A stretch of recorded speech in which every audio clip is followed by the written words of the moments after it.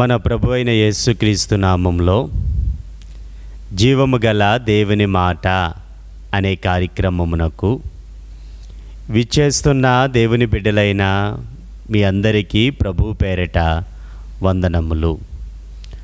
ప్రభు అయిన యేసుక్రీస్తు గారు ఒక ప్రాంతానికి వెళ్ళినప్పుడు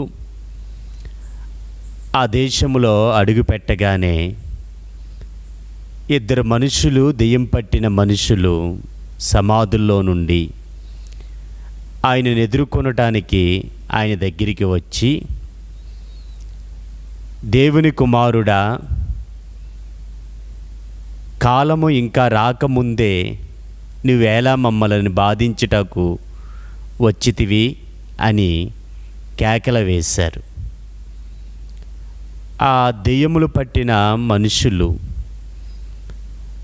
నీవు మమ్మల్ని వెళ్ళగొట్టిన ఎడల అదిగో అక్కడ పందుల మంద ఉంది, ఆ పందుల్లోనికి పోవునట్ల సెలవిమ్మని ఆయనను బ్రతిమలాడుకున్నవి.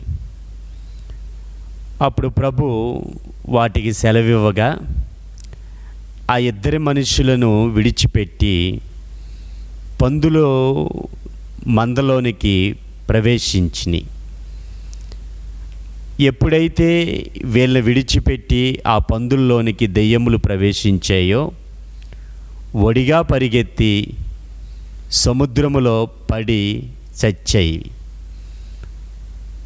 పందులను మేపేవారు అది చూసి పట్టణంలోనికి వెళ్ళి దెయ్యములు పట్టిన ఇద్దరు మనుషులకు జరిగిన విషయాన్ని, పందులకు జరిగిన విషయాన్ని తెలియపరిచారు. ఆ పట్టణంలో ఉన్నవారందరూ యేసును ఎదుర్కొనడానికి వచ్చి ఆయనను చూసి, నీవు మా ప్రాంతాన్ని విడిచి వెళ్ళిపోమని ఆయనను బ్రతిమలాడుకున్నారు. దేవుని బిడ్డలు, దెయ్యముల చేత పీడింపబడుతున్న ఇద్దరు మనుషులు ఊర్గురై ఆ ప్రాంతంలో ఎవ్వరూ ఆ మార్గాన్ని వెళ్ళకుండా భయపడిపోయే స్థితిలో ఉంటే ప్రభు వారిని స్వస్థపరిస్తే ఆ దేశంలో ఉన్నవారు సంతోషించకుండా పందులు చచ్చిపోని అని ప్రభువుని తన ప్రాంతంని విడిచి వెళ్ళిపోమని వేడుకున్నారు.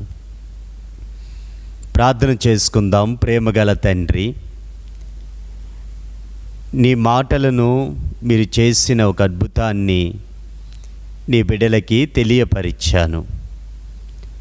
నీ బిడ్డలు నీ యందు విశ్వసించి మీ ద్వారానే రక్షణ కలుగుతుంది అని వారు హృదయమందు విశ్వసించినట్లాగా అట్టి భాగ్యాన్ని కలగజేసి మీరు ఆకడికే సిద్ధపడినట్లాగా కృపను చూపించమని యేసుక్రీస్తు నామమున అడిగి వేడుకుంటున్నాము తండ్రి. ఆమేన్. Praise the lord.